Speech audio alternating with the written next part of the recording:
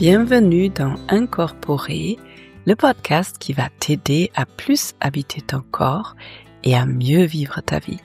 Je m'appelle Dr Olivia Chival, je suis psychiatre dans mon quotidien et ici, dans le podcast, il ne s'agit pas d'une thérapie et je ne délivre pas de conseils médicaux. Il s'agit d'un espace dans lequel je mets au centre le lien entre le corps et l'esprit. Bienvenue dans ce nouvel épisode, j'espère que tu vas bien, j'espère que tu sois douce avec toi-même, bienveillante et peut-être tu as envie de commencer ce nouvel épisode avec une grande inspiration et une longue expiration juste pour permettre à ton esprit d'arriver dans ton corps et pour permettre à ton corps d'arriver dans l'espace dans lequel tu te trouves et aussi dans ce nouvel épisode d'Incorporer dans lequel j'ai une invitée, c'est une interview avec une amie à moi, Corinne Béran, qui est impressionnante, qui est passionnante parce que elle a suivi ses envies et sa passion et je crois, on n'en parle pas dans le podcast, mais je crois il y avait beaucoup de colère à un moment donné par rapport à l'injustice qu'elle a vue dans le monde et ça a été un vrai moteur pour elle pour créer quelque chose d'extraordinaire. Elle s'intéresse au monde des personnes sourdes et malentendantes et du coup, il y a quelques années, elle a créé un centre en Suisse, le premier centre pour les personnes sourdes et malentendantes qui regroupe plusieurs professions autour de la santé. Et autant je trouve que Corinne est un vrai exemple pour si tu as une envie, suis-la. Autant son sujet, je le trouve tellement important que j'avais envie de l'inviter. Et on parle de plein de thèmes super importants et super intéressants.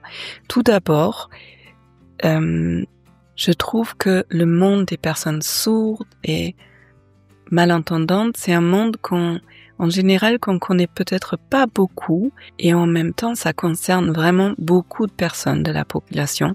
Donc, tous les jours, on rencontre des personnes qui n'entendent pas bien ou qui n'entendent pas du tout, sauf que on ne se rend pas compte.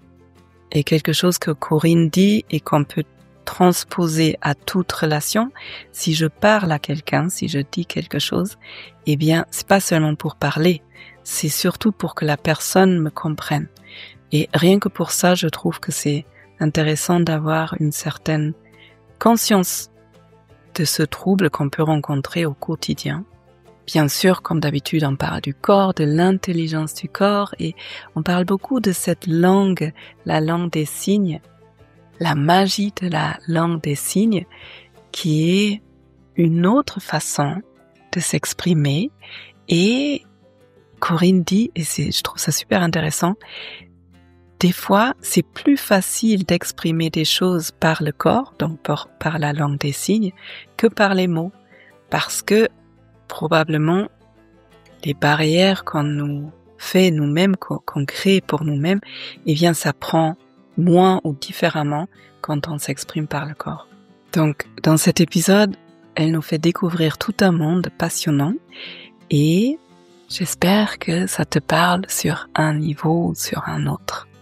Et avec tout ça dit, c'est parti pour l'épisode.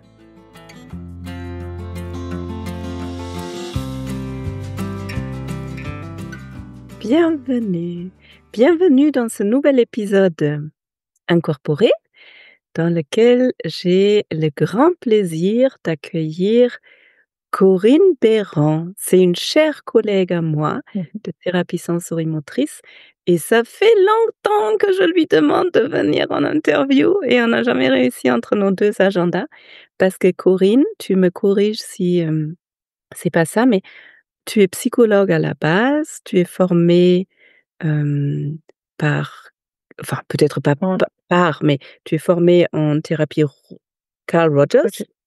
rogérienne, ce qui est déjà super intéressant et pas très fréquent, je trouve. Et surtout, tu es fondatrice d'une structure à Lausanne pour les sourds et les malentendants. Et ça, c'est un énorme projet que j'ai pu regarder un peu évoluer ces dernières années et qui est passionnant. Et toi-même, tu as tout un parcours, mais tu t'intéresses beaucoup à cette langue des signes, au monde des personnes qui n'entendent pas bien et j'ai hâte d'échanger avec toi ici sur tout ça. Bienvenue Corinne. Merci. Bonjour Olivia. Je suis aussi vraiment heureuse qu'on arrive enfin à faire ce podcast ensemble. Oui, et du coup, je me rappelle, avant de commencer, je me rappelle que tu es passée à la télé suisse, c'était l'année dernière, je crois. Et tu as fait un documentaire ou on a fait un documentaire sur ta structure et sur, Oui. ton approche, tes motivations et ça m'a mis en larmes. J'ai pleuré à la fin, ça m'a vraiment touchée. Oh, c'est chaud. On va commencer par une question. En général, je commence les échanges avec une question qui me vient quand je vois la personne et pour toi, Corinne, je me suis demandé quels étaient ou quels sont les grands mentors, les grands professeurs, les grands mentors pour toi dans ta vie? Alors les grands mentors en psychothérapie, j'ai eu évidemment ma formatrice en approche rogérienne, où c'était vraiment l'entrée dans la psychothérapie, donc c'était Olga Groffman de PCAI France. Après, j'ai eu ma psychothérapeute, qui m'a accompagnée au début de ma carrière professionnelle, Gerda Fellet. Et bien sûr, en sensorimoteur, c'est Raphaël Gazon. Et par rapport à la sourdité, je crois que c'est un ensemble de personnes, c'est des rencontres. C'est mes premières années d'apprentissage de la langue des signes. Après, c'est la personne qui est venue me chercher pour travailler dans ce domaine, Loana Ferrassin, qui m'a ouvert à la réalité de qu'est-ce que c'est d'être sourd ou malentendant au quotidien et pas seulement voir la langue des signes et la culture qu'elle véhicule. Mmh. Donc ça, c'est les personnes qui ont vraiment marqué des pas importants dans mon parcours professionnel et qui m'ont ouvert des portes énormes. Quelle porte? De celles qui m'ont amenée jusqu'ici, donc c'est l'engagement dans nos parcours professionnels, c'est des points d'intérêt, c'est des connaissances, c'est des rencontres, c'est toutes les portes qui ont été nécessaires de franchir ou d'ouvrir pour arriver où j'en suis maintenant, donc à la création de Boulevard Santé avec, toutes les connaissances que j'ai acquises et les compétences, qui me sont utiles au quotidien pour avancer dans ce projet, mais aussi pour accompagner au mieux les personnes que je reçois en thérapie. OK. Alors avant de plonger dans Boulevard Santé, c'est ce centre dont tu es fondatrice donc. Je voudrais bien on a échangé un tout petit peu avant et on peut avoir l'impression, oui, la surdité, ça me concerne pas vraiment, parce que peut-être dans mon entourage, j'ai personne qui est vraiment sourd. En quoi ce thème peut être intéressant pour tout un chacun d'entre nous? Alors, il est intéressant dans le sens que je pense que tous les jours, on rencontre des personnes sourdes et malentendantes. C'est plus de 10% de la population générale qui est concernée par ce déficit auditif. Après, souvent, on le remarque pas. Eh oui, Heu, Souvent, ils peuvent avoir des contours d'oreilles. S'il y a un petit peu de cheveux, on voit plus du tout. Ils vont pas forcément le signaler. Certains le font, mais d'autres pas. Et contour souvent, on anime oui, un appareil auditif, où il y a un embout dedans et quelque chose qui sort et en plus la le marketing veut faire la publicité pour les tout petits appareils auditifs qu'on ne voit pas, qui sont des intra, mais c'est pas forcément, à mon avis, très aidant pour les personnes concernées parce qu'on se rend encore moins compte qu'il y a un problème ou une attention particulière à avoir quand on communique avec elle. Mmh. Ça me rappelle, je te l'ai dit juste avant, hier j ou avant-hier, je crois que j'avais une patiente pour laquelle je sais à la base qu'elle a sur une oreille, elle entend pas et à la fin de notre échange, je me tourne vers l'ordinateur et je continue à lui parler tout en regardant mon ordi parce qu'on était en train de voir pour le prochain rendez-vous et du coup, je l'entends se lever, s'approcher et me dire: «Excusez-moi, je m'approche parce que là, j'entends pas». Et en quoi c'est difficile? En quoi ça provoque quoi en toi quand tu entends ce genre de situation? Alors 2 choses, il y a un côté qui est là, mais oui, c'est leur réalité, c'est compliqué pour une personne entendante d'être attentive à ça parce qu'on ne le voit pas, on s'en rend pas compte. Souvent, si c'est une perte auditive moyenne, voire profonde, ils peuvent parler très, très bien. Donc en tant qu'entendant, si on n'est pas habitué, on oublie ça et ça fait pas partie de nos réflexes. Heu et je suis pas très étonnée. C'est déjà super d'y être attentif pendant l'entretien, mais dès qu'on passe à autre chose, on zappe. Heu, Puis après, il y a une autre partie de moi qui réagit en: «Bah, voilà, c'est tout le travail qu'on doit faire, c'est informer, transmettre ces informations, donner des pistes pour que la communication entre 2 personnes qui se rencontrent soit, accessible aux 2. Parce que comme je te l'expliquais tout à l'heure, si je communique avec toi, c'est pas juste pour dire des mots, c'est pour que tu me comprennes. Donc en fait, la malentendance, la surdité, c'est quelque chose qui entrave la communication en réalité pour les 2. Si moi je te parle, mais que tu m'entends pas bien ou que tu tords le message, ben, moi je serai pas très bien dans la communication et toi non plus. Donc c'est pas que la personne qui a un déficit auditif qui est en situation de handicap, c'est en réalité les 2. Mmh. Sauf que celle qui parle, souvent se rend pas compte. Elle pense que Mmh. l'autre l'a entendu. L'autre a entendu peut-être juste une partie, parce qu'elle n'ose pas dire, c'est ça? Souvent, il y a pas mal de honte, je crois, quand on Il y a de la honte et parfois il y a aussi un parcours où ça a été important d'être bon auditeur, je sais pas quel mot utiliser, parce que c'est, réparer, surmonter, la difficulté, le déficit auditif et c'est comme une habitude qui s'installe. J'arrive à le faire et c'est difficile de dire que j'y arrive pas. Et pendant longtemps, les premières années de vie, souvent, c'est un travail immense d'apprentissage, la logopédie en Suisse, on appelle ça, je sais pas comment on dit ça en France. Je crois que c'est une autre terminologie, mais c'est des années et des années d'entraînement à l'audition, à lire sur les lèvres, à faire de la compréhension mentale et ce travail est possible, mais au bout d'un certain temps, le système en fait se fatigue. On peut pas être en suradaptation pendant toute une vie, mais ils ont pas appris en même temps à dire: «Mais là, j'ai pas compris».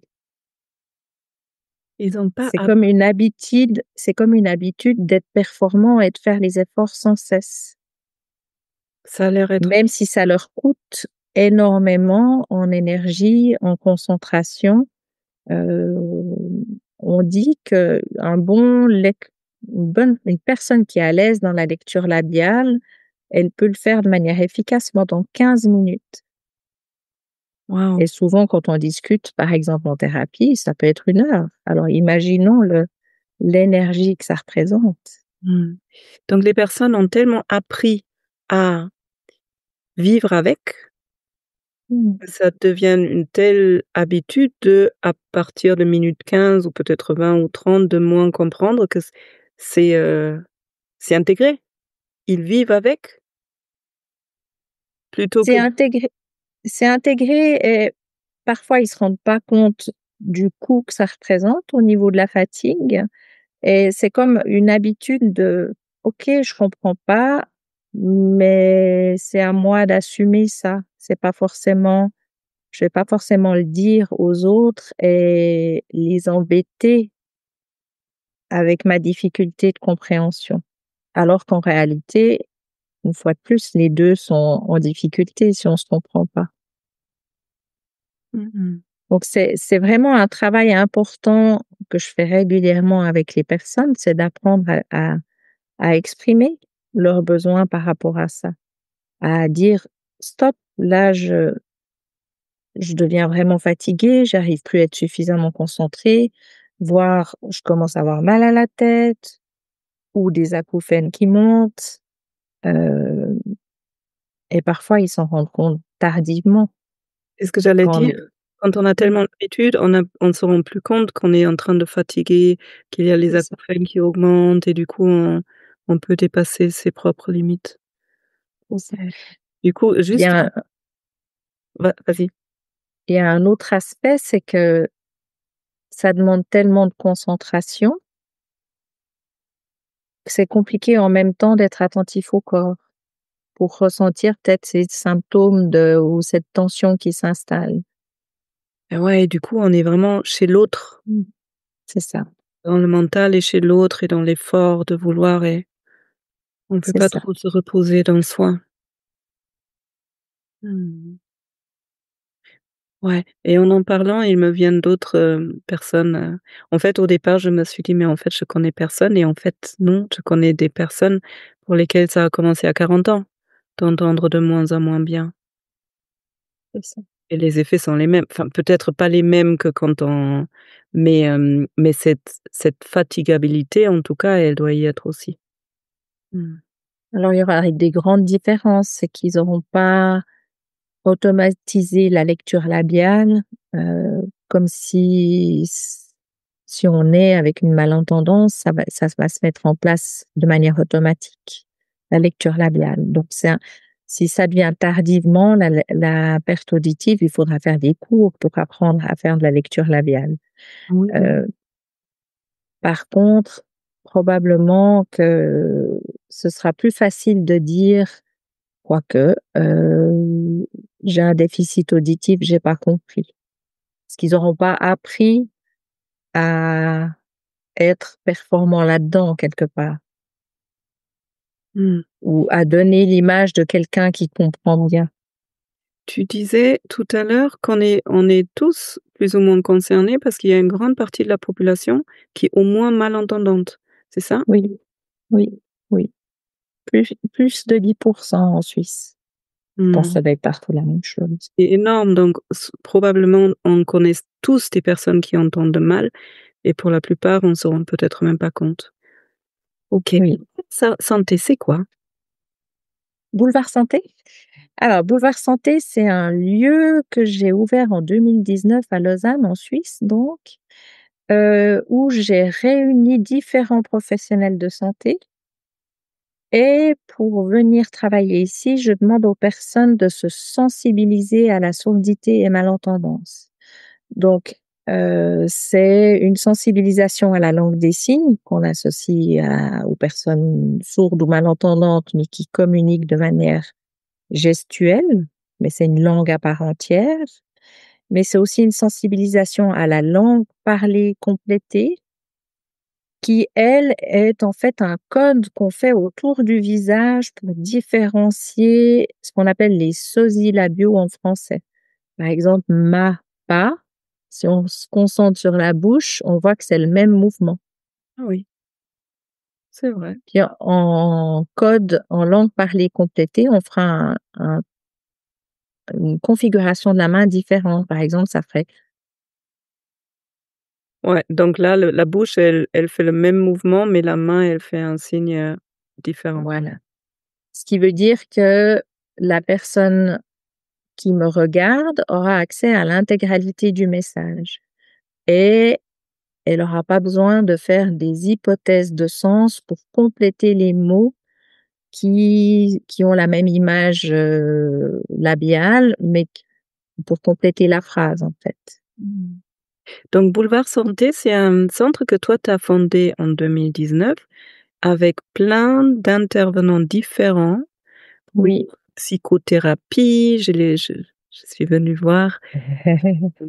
Bah, Alors et maintenant on est 8, donc il y a de la physiothérapie effectivement, un kinésithérapie. spécialiste en santé sexuelle, sexologue, il est également praticien en coordination respiratoire. Il y a une réflexothérapeute, une masseuse, que j'oublie personne, une intervenante socio-professionnelle, moi-même bien sûr, et j'oublie quelqu'un, une thérapeute d'apprentissage. J'espère que j'oublie personne. Mmh. Et tout le monde est sensibilisé à cette population-là. Et on peut échanger autour de situations. Parfois, une personne vient chez moi et après on réalise qu'il y a peut-être des atteintes à la santé qui ont jamais été prises en compte parce que ça n'a jamais pu être exprimé et du coup, je l'oriente vers un collègue ou une collègue pour une prise en compte de sa personne dans son intégralité. Ça, c'était en 2019.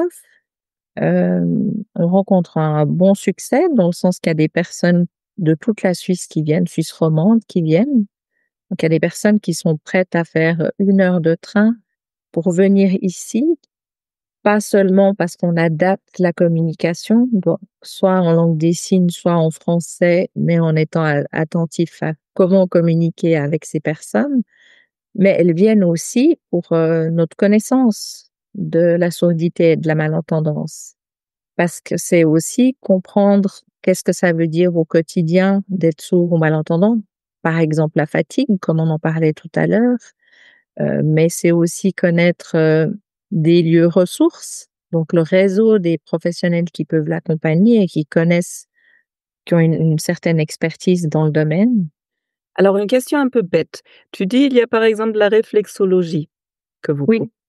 En quoi c'est important pour quelqu'un qui est sourd de d'aller dans un centre où le réflexologue parle sa langue, donc la langue des signes? Parce qu'on dirait la réflexologie, ça passe pas par la parole. pendant le traitement, non, effectivement. Par contre, toujours avant une séance, il y aura les quelques questions, comment ça s'est passé après la dernière séance? Est-ce qu'il y a un besoin particulier aujourd'hui? Enfin tout ce qui est un peu anamnèse et suivi de traitement et la première séance, il y a beaucoup d'informations qui sont échangées. Et souvent, ça peut être, suivant la thématique, ça peut être très gênant de faire ça avec la présence d'un interprète. Parce que les interprètes, déjà, il y en a pas suffisamment en Suisse. Donc, ça peut être compliqué d'organiser une séance avec interprète. Et après, c'est des interprètes qui sont bien sûr tenus au secret professionnel, mais c'est des interprètes qui vont être rencontrés dans différents contextes. Donc, imaginons une séance en sexologie, c'est compliqué de parler de choses très intimes à côté d'une interprète qu'on va peut-être voir 2 semaines plus tard à une réunion des parents. Donc par rapport à l'intimité et c'est plus facile d'être en communication directe et d'autres personnes expliquent très clairement que c'est plus agréable de parler directement dans sa langue sans avoir besoin de s'adapter en ralentissant ou en attendant l'interprète ou en n'étant pas très sûr qu'on ait bien traduit.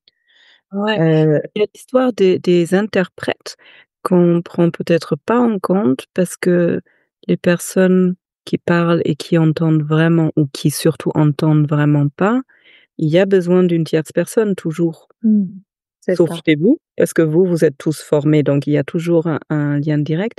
Et puis pour revenir à la réflexologue, je en t'entendant parler, je me suis dit: «Ah oui, mais en fait, ça doit être comme se sentir un peu plus chez soi».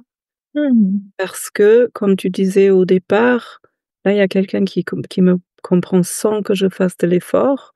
Donc moi, je peux reposer dans mon corps, je peux avoir un système nerveux beaucoup plus apaisé, me sentir un peu dans mon monde, plutôt que d'être toujours à l'étranger où je sais pas qui comprend, comment me C'est faire ça. comprendre. C'est ça? C'est ça et quand ils arrivent ici, ben, dès la porte d'entrée, l'espace est pensé pour les accueillir. Donc par exemple, quand on sonne à Boulevard Santé, bah, dans la salle d'attente, il y a un flash qui signale aux personnes qui sont en salle d'attente qu'il y a quelqu'un qui va arriver dans leur espace. Autrement, ils peuvent être dans la salle d'attente d'un autre médecin et tout à coup, il y a quelqu'un dans leur espace et ils ont pas imaginé que quelqu'un arrivait. Parce qu'on n'entend Nous pas les pas et on n'entend pas c'est les ça, c'est et ça. plein de Dans petits détails qu'on n'imagine pas quand on entend. c'est ça, c'est ça. Et en salle d'attente, on a des affiches, pour transmettre quelques mots qui peuvent être intéressants pour les personnes entendantes et qui connaissent rien ou qui ont jamais eu l'occasion de rencontrer des personnes sourdes. Donc, il y a le signe qui est bonjour, bienvenue, café, WC, Génial. voilà. Pour les Donc, il y a personnes des qui des nous écoutent juste en podcast sans vidéo.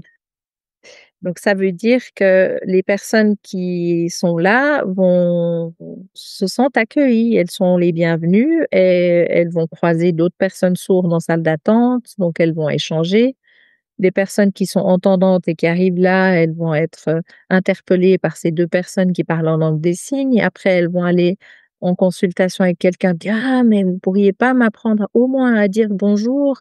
Comme ça, la prochaine fois que je viens, ben, je pourrais leur dire bonjour». Enfin, Ah, c'est tu l'as un pas endroit où ils sont vraiment bienvenus.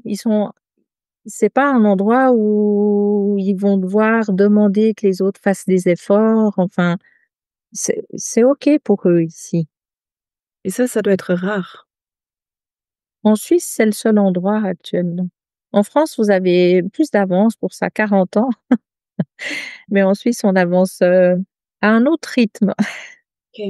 Alors, il y a une particularité chez toi parce que toi, tu entends et tu parles. Oui, Toi, oui, tu n'es pas du tout atteinte non. de surdité et qu'est-ce qui a fait que tu t'es engagée jusqu'à créer le premier centre en Suisse pour ces personnes? C'est une longue histoire. Elle a commencé en 1997. Hem, j'ai fait mon premier cours de langue des signes. Alors je me suis Quoi? intéressée à ç Qu'est-ce j'ai qui pas fait compris. qu'on prend un cours de signes? Ah bah, c'est une langue qui est belle, qui est un peu fascinante. Je pense que beaucoup de gens l'ont déjà vu, soit avec les interprètes, intégrés à la télévision, soit dans des films. C'est une langue qui est vraiment magnifique et bah, j'ai complètement croché. Surtout que c'est un sentiment assez magique au départ, heu, de pouvoir exprimer plein de choses sans avoir rien articulé. C'est un truc très bizarre et c'est comme pour moi, c'était un peu libérateur comme ça. Je peux exprimer des choses, mais en fait, j'ai rien dit. Et parler avec le corps, en fait, sans la parole. C'est ça et pour une personne qui a été dans comme moi, qui est entendante, qui parle, il y a des mots, il y a des thématiques qui peuvent être un peu difficiles à exprimer oralement et puis tout à coup, par le corps, c'est un truc qui était pas bloqué, c'était possible pour moi Alors, ouh là et là! du coup, je suis restée là-dedans et Alors après attends, c'est un du coup, ça me passionne. Il y a des thèmes qui sont difficiles à exprimer avec le langage, mais le corps, il les exprime sans barrière, facilement.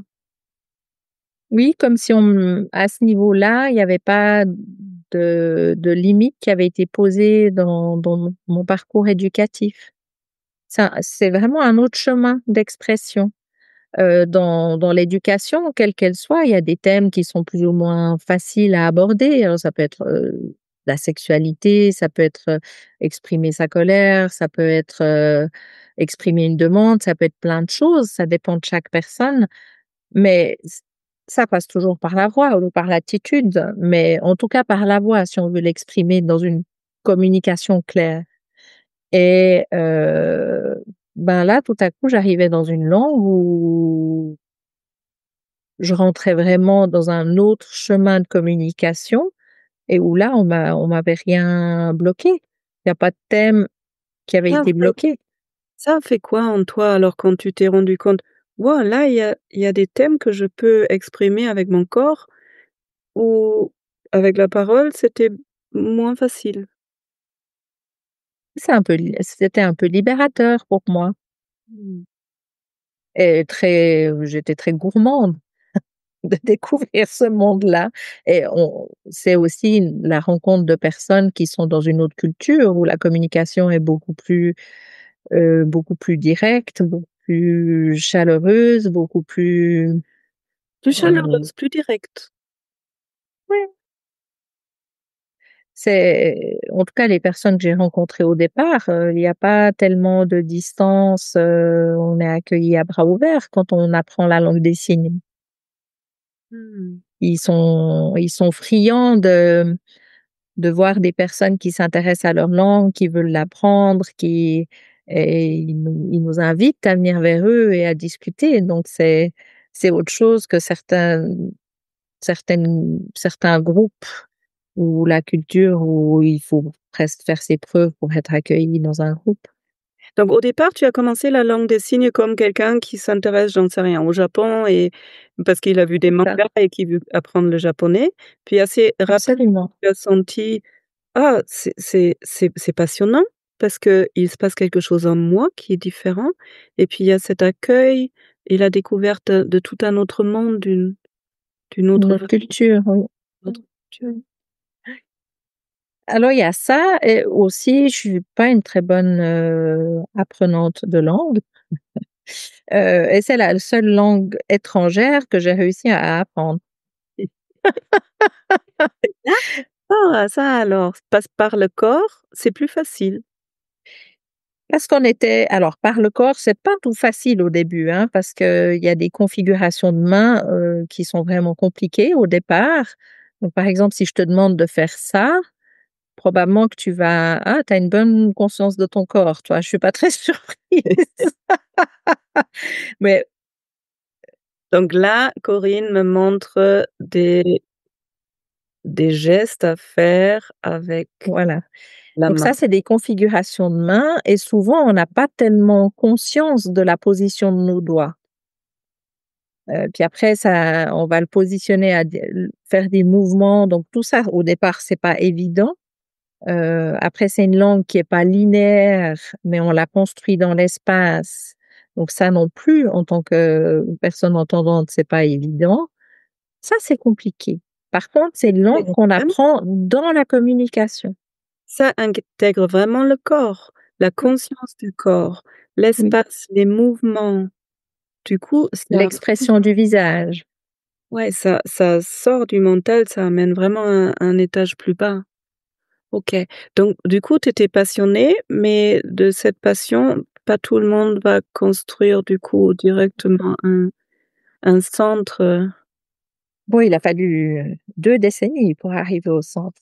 Heu, alors après j'ai continué mes formations, différentes choses. Ensuite, la Fédération suisse des sourds avait besoin d'une professionnelle pour un centre qui accompagnait les jeunes sourds. Et là, j'ai travaillé pendant 3 ans en tant qu'éducatrice dans ce contexte-là. Et là, au quotidien, je collaborais avec des personnes sourdes, je rencontrais des personnes sourdes en langue des signes et j'ai aussi pris conscience des obstacles qu'ils rencontraient dans leur quotidien, que ce soit dans une recherche d'emploi, pour la gestion administrative, pour les problèmes de santé, les relations familiales, dont certaines sont très complexes. Et là, j'ai vraiment découvert un autre pan de la surdité, pas la communication, la langue et la culture, mais vraiment leur vécu au quotidien. Et pendant ces années-là, je me suis formée en parallèle, à la surdité et dans une haute école pédagogique. Et là, j'ai parcouru l'histoire de l'accompagnement des personnes sourdes, de la pédagogie, de la linguistique. J'ai appris, la base du code, langue parlée complétée et j'ai commencé à rencontrer aussi des personnes qui étaient malentendantes et communiquant en français oral. Donc tout ça, c'est un parcours qui a été relativement long et après ça, bah, j'ai arrêté cet emploi, mais j'ai continué à accompagner en cabinet privé certaines personnes sourdes. Et à un moment, j'ai eu des difficultés pour financer mon travail, donc on a interpellé le service de la santé publique en Suisse dans mon canton, pour leur dire qu'il y avait un problème par rapport à l'accompagnement de ces personnes-là. Par par en fait, j'ai l'impression que par ton parcours où tu t'es rapproché de plus en plus de cette population-là, d'abord par enthousiasme pour cette langue, progressivement tu t'es rendu compte des difficultés qu'ils vivent au quotidien. Mmh. Et C'est avec ça. cette empathie que tu as et une sorte d'amour un peu particulier pour ces personnes, là, il y a quelque chose qui a fait que tu voulais aller plus loin pour les aider, c'est ça? C'est ça. Au départ, c'était vraiment pour pouvoir continuer au minimum à leur proposer mon travail, mon accompagnement, mais après ça s'est un peu généralisé dans le sens que une psychothérapie, c'est une part de la santé, mais ils ont des difficultés d'accès au système de santé, quelle que soit la thématique de santé. Et aussi la difficulté qu'il y a, c'est que ils n'ont pas forcément accès à l'information sur la santé. Donc comment mon corps fonctionne, quel dépistage faire à 40, 50 ans, quels sont Pas les accès comportements de prévention. parce qu'ils entendent pas dans les news, ils lisent moins, C'est ça, c'est il y a ça. moins d'échanges, informels dans le quotidien. D'accord. C'est ça et certains, ils ont un niveau de français qui n'est parfois pas leur première langue, heu, qui est pas suffisant pour avoir accès à des textes en français qui peut être relativement complexes ou avec des terminologies, de santé où ils connaissent pas les mots, en fait. Donc ils ont un lexique insuffisant, des informations sur la santé insuffisantes, et à un moment, c'était pas possible pour moi de ne pas faire quelque chose. Alors on a interpellé le service de la santé publique, qui a commencé à vraiment travailler sur cette thématique, mais voilà, c'est au rythme académique, donc il y a des recherches qui sont faites qui montrent qu'effectivement, il manque des structures qui les accueillent de manière, adéquate. Mais en tant que clinicienne, cette attente n'était pas très supportable pour moi. Et c'est aussi l'avantage d'être indépendante. Je peux du jour au lendemain, prendre une décision. J'ai pas besoin Génial. de l'aval des services, de mes supérieurs ou et cetera. Donc, un jour en 2019, on m'a dit que je pouvais récupérer l'intégralité des locaux que je partageais à l'époque. Puis j'ai vu là une opportunité de mettre en place Boulevard Santé. En quelques mois, c'était fait. Et c'est vrai que j'avais le modèle français qui était là, qui m'accompagnait depuis longtemps et qui me faisait rêver. Donc c'est une opportunité qui fait que j'ai essayé de copier un peu la France. Faut s'inspirer de ce qui est bien fait. Et j'ai mis en place Boulevard Santé en 2019 et 4 ans plus tard, on a mis en place une association du même nom. Puis avec cette association, donc là, c'est plus des thérapies, mais on propose des cours ou des conférences ou des moments d'accueil ou des moments de conseil pour permettre aux personnes sourdes et malentendantes, d'avoir accès aux informations sur la santé. Donc tout ce qui est prévention, promotion de la santé, ça grandit, ouais, ça grandit, ouais. Avec la créativité de ton esprit. On va Et arri mon équipe, parce que c'est précieux. Là, j'arriverai vraiment plus, toute seule. Mon équipe est c'est une énergie incroyable et je on se soutient bien.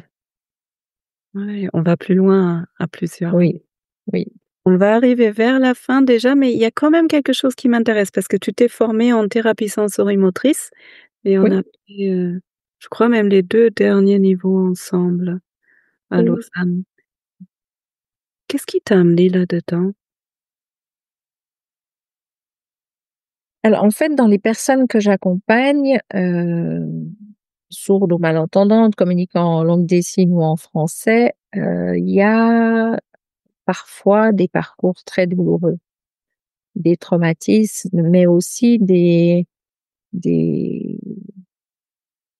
des situations familiales, qui ont été très douloureuses, soit parce qu'il y a pas eu de langue commune qui a été construite, soit parce que c'est parfois des familles, qui sont en grande difficulté et j'avais des personnes, en grande souffrance et je cherchais une approche qui me permettrait de les accompagner dans ces troubles relationnels précoces et dans ces traumas mais en n'étant pas trop dans le verbal. Donc j'avais réfléchi à d'autres approches, mais où on parle, la réflexion est très importante, la narration est très importante, puis là, bien sûr que la partie narrative est importante, mais le corps est intégré. Et quand je voyais ces personnes tellement cognitives, très orientées sur l'autre pour comprendre la communication orale, par exemple, ça me paraissait fondamental que le corps soit réintégré dans la thérapie. C'est Autrement, intéressant. je les maintiens dans le cognitif. Quand on te regarde là, quand tu parles, ces personnes malentendantes qui sont très dans le cognitif, ce qui est étonnant, avec ton corps quand tu en parles, qui va vers l'avant, qui va vers l'autre et quand tu disais: «Les ramener dans le corps», ton corps il est C'est parti ça, en arrière. c'est ça, c'est Ouais. ça, c'est ça. Parce que c'est quand si elles arrivent en burn-out, ça arrive, ben, une des observations que je fais régulièrement, c'est que tout leur corps est orienté vers la personne qui leur parle et même quand on leur parle pas, il y a cette posture parce ils ont les antennes dehors au cas où on commence à leur parler Qu'est-ce que pour ne ça pas pour qu'est-ce ne pas louper le démarrage d'une communication. qu'est-ce que ça leur apporte de ramener l'attention dans leur propre corps et du coup de reculer même physiquement la posture vers l'arrière? Alors souvent, c'est déjà réalisé qu'ils ont un corps qui leur dit des choses. Réaliser qu'ils ont un corps. Ils savent, hein, qu'ils ont un corps intellectuellement, bien sûr, mais parfois les sensations corporelles sont très difficilement perçues et c'est déjà un long travail de les ramener dans le corps et de prendre conscience que cet effort de compréhension les épuise Mmh.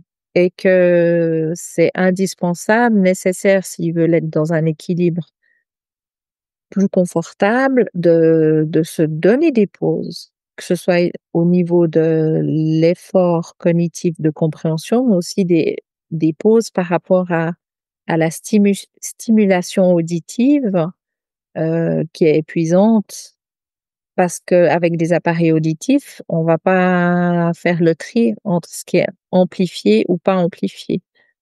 Notre cerveau, sans appareil auditif, on va se focaliser, par exemple, sur ta voix, puis on va faire abstraction des bruits environnants. Donc le cerveau, il va comme moduler ce qui est important. S'il y a des appareils, ça se fait plus. Donc tout est amplifié de la même manière. Donc quand, par exemple, si on mange au restaurant ensemble et que j'ai des appareils auditifs, bah, le bruit des services sur la table, ils seront amplifiés autant que ta voix. Et le Donc fait les de bruits de service, ça va faire et le fait d'être plus dans le corps?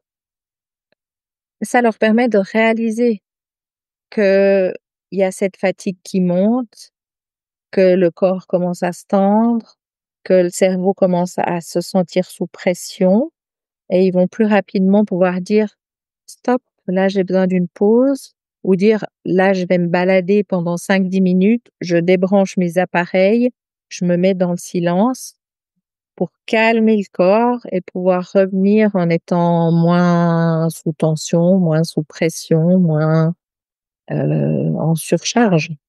Et rien que ça va avoir plein d'incidences sur la santé globale parce que du coup, C'est ça, à partir du moment où je m'autorise les pauses, le cortisol, la noradrénaline adrénaline peut descendre. Il y aura certainement moins de maladies somatiques aussi par la suite.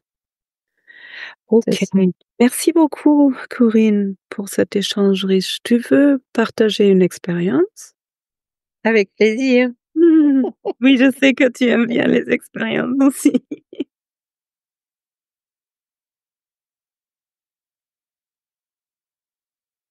Alors là, pour les personnes qui nous entendent pas, Corinne a commencé, je pense, à me parler en langue de signes et en même temps, faire des mouvements avec la bouche, mais sans son et j'avoue, j'étais surprise et je n'ai rien compris.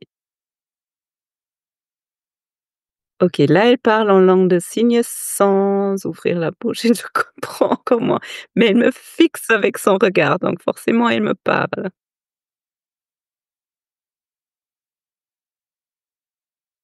et j'avoue, c'est un peu déstabilisant, j'ai des frissons parce qu'elle me parle pas, quoi, mais mais j'ai l'impression qu'elle veut communiquer avec moi. Elle s'approche, elle recule, elle fait des signes et elle fait aussi des on voit des choses dans son visage un peu plus sévères maintenant, elle rigole, mais je comprends rien. Voilà. Comment c'est d'être dans cette situation, Olivia? Je suis très heureuse que je sais que ça s'arrête parce qu'on est en Zoom et parce que je sais qu'à un moment donné, tu vas me parler et sinon de toute façon, je peux éteindre l'ordinateur et c'est fini. Ça C'est donne envie de fuir, hein, c'est difficile d'être dans la relation. je me suis pas sentie dans la rela je me Mmh. suis sentie menacée plutôt, Ah waouh! avec une forte envie de comprendre ce qui se passe. Mmh. Voilà, bah, c'est la situation qu'ils vivent au quotidien, ceux qui parlent en langue des signes. Donc quel que soit l'endroit où ils arrivent, la plupart des endroits où ils arrivent, ils vont être dans cette situation-là et on peut bien imaginer que c'est compliqué de se sentir confortable si en face, il n'y a pas une personne qui fait un bout du chemin. Parce Ils vont qu'une fois de dans plus, ma la communication, c'est entre 2 personnes. Les 2 doivent faire un effort. Ils vont être dans ma situation parce qu'en Mmh. l'occurrence, tout le monde lui parle, leur parle, mais eux, ils comprennent rien. C'est ça. Ou très difficilement. Ils vont peut-être percevoir un mot ou 2, comme on a fait tout à l'heure avec la lecture labiale, mais avec un effort énorme et en comprenant pas l'intégralité. Donc ce que je voulais, vous faire toucher, quoi, te faire toucher, c'est que, heu on doit tous, si on peut, être attentifs et trouver des moyens d'aller vers une personne qui communique en langue des signes ou de faire l'effort. Ça peut être prendre un bout de papier, ça peut être, écrire des mots, ça peut être avoir un téléphone aussi où on peut écrire quelque chose, mais c'est surtout, voilà, montrer que c'est pas facile, ça coupe la relation, en fait. C'est pas seulement une autre langue, mais ça coupe la relation et pour les personnes malentendantes, ou les personnes sourdes qui oralisent, bah, cette difficulté est peut-être encore moins visible parce qu'on parle la même langue, mais les 2 doivent faire un effort et pas que la personne, malentendante ou sourde qui oralise. Mmh. Donc ton travail, il est vraiment pour les personnes, leur créer cet espace où ils peuvent se sentir à la maison, relâcher le système nerveux, se sentir accueillis et tu fais tout un travail de sensibilisation de la Mmh. population aussi, pour que les personnes qui entendent, déjà puissent prendre conscience qu'il y a des personnes qui sont malentendantes ou qui entendent mal et puis leur faire prendre conscience à quel point c'est difficile de vivre ça au quotidien et que pour nous qui entendent, enfin, moi j'entends, ça c'est pas un grand effort quand j'ai conscience de me rappeler, de me tourner vers cette personne, d'être attentive, d'écrire, c'est ça? Et je trouve c'est important parce que tu disais tout à l'heure, par rapport à ma patiente, que c'est déjà bien d'être consciente au quotidien, mais dans l'entretien, mais j'avoue non, j'avais oublié et je fais un autre rapprochement qui est vraiment très déplacé, je pense, mais moi, je suis sans gluten et c'est vrai quand je vais quelque part et quelqu'un qui me connaît a oublié, ça me fait un peu quelque chose. C'est pas Mmh. très grave, mais c'est pas si évident, on est tous dans notre quotidien tout le temps, même quand on le sait, je trouve que ça demande un effort de se rappeler, mais à quel point c'est important de faire cet effort, de se forcer parce que pour ces personnes, c'est tellement difficile le quotidien et j'imagine une personne qui se rappelle et qui fait un effort, ça change beaucoup pour la journée. Mmh mh. Mmh mh. Mmh. Clairement, et c'est précieux, et une fois de plus, pour moi, c'est ne pas oublier qu'on communique pour être compris. On communique pas pour, dire des choses. Donc c'est vraiment, si on veut être en relation avec une personne qui est sourde en langue des signes ou sourde oraliste, je dois faire ma part du chemin pour que la communication passe. C'est pas qu'à l'autre de s'adapter à moi. C'est moi qui dois aller un bout vers, l'autre. Mmh. C'est une Ça rencontre, chacun fait un bout du chemin, donc pour moi, ça, c'est vraiment l'important. Ouais, ça on peut le transposer sur chaque relation. Quand je veux communiquer avec quelqu'un, c'est pas seulement moi qui parle, mais est-ce que l'autre m'entend?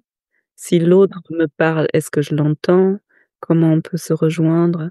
Et bien sûr, dans cette population, c'est encore très, différent, donc merci pour le travail que tu fais pour ces Mmh. personnes et aussi pour les autres, parce que c'est vrai, tu vois, si je communique dans une séance avec quelqu'un qui entend que 30, ça n'a aucun sens pour moi non plus. C'est ça, c'est Mmh. ça. Alors, on va s'atteler à faire un grand travail auprès de sensibiliser les professionnels de santé qui sont quand même, notre champ d'intervention principal, mais c'est clair que des entretiens comme celui-ci qui rend ça visible à un plus large public, c'est précieux parce que je crois qu'on manque vraiment d'informations par rapport à ces personnes-là. Ouais et comme tu dis, c'est un peu normal, si on n'est pas confronté, ben, Mmh. c'est tellement important. Corinne, si maintenant, Corinne l'adulte que tu es, tu regardes toute ta vie, depuis ta naissance, avec tous les moments, joyeux, ressourçantes, créatives et tous les moments difficiles que tu as traversés. Si tu regardes tout ton parcours, quels seraient 3 apprentissages que tu aurais envie de partager?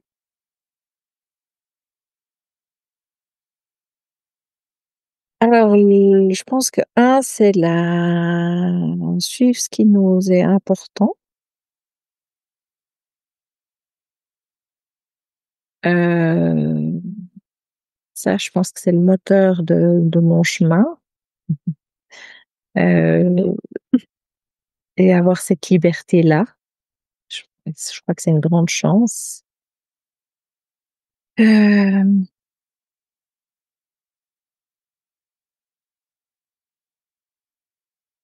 2e, c'est que la rencontre de l'autre est très précieuse pour moi, beaucoup plus que, beaucoup d'autres choses, le matériel, par exemple. Je crois que je pourrais pas me passer de véritables rencontres. Par contre, le bien matériel, ça m'est moins important. Et le 3e, c'est important de ralentir. oui. J'ai eu de nombreuses années où j'allais trop vite. Alors, j'ai heureusement pas eu de grandes casses en lien avec ça, mais c'est important de ralentir pour prendre soin de soi et être mieux disposé pour les autres. Et c'est ce qui permet de continuer à avancer dans les projets qui tiennent à cœur sur le long terme. J'ai Oui, répondu à ta question, je me suis perdue en route. très bien. C'était exactement ça, les Ça 3. correspond à ce que tu connais de moi. Ça te ressemble. Absolument. Ouais, merci beaucoup pour ces partages, Corinne. Si quel Merci à toi. si quelqu'un a envie d'en apprendre plus, connaît quelqu'un, voudrait rentrer en contact, souhaite te contacter, où est-ce qu'on te trouve? Alors, on peut m'écrire par mail, corinne.berrand@boulevardsanté.ch ou par téléphone Les coordonnées sont sur le site de Sur le Boulevard, site, oui, tout à fait. le site. Et c'est Avec vraiment plaisir. un beau portrait de toi aussi sur le site. Merci. Merci beaucoup. Je te souhaite Merci à toi. À plein bientôt. plein de fluidité, de repos et de créativité dans tout ce que tu vas créer encore dans ce domaine et en dehors. Merci Olivia. À bientôt.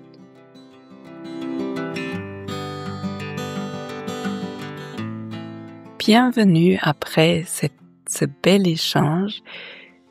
Je serais curieuse d'entendre, de lire ce qui t'a parlé, ce qui t'a touché dans l'épisode, et si tu as envie de connaître le travail de Corinne un peu mieux, je mettrai en dessous de cette vidéo, de cet audio, déjà le lien vers la vidéo, vers le documentaire dont j'ai parlé tout au début, et puis aussi vers son site.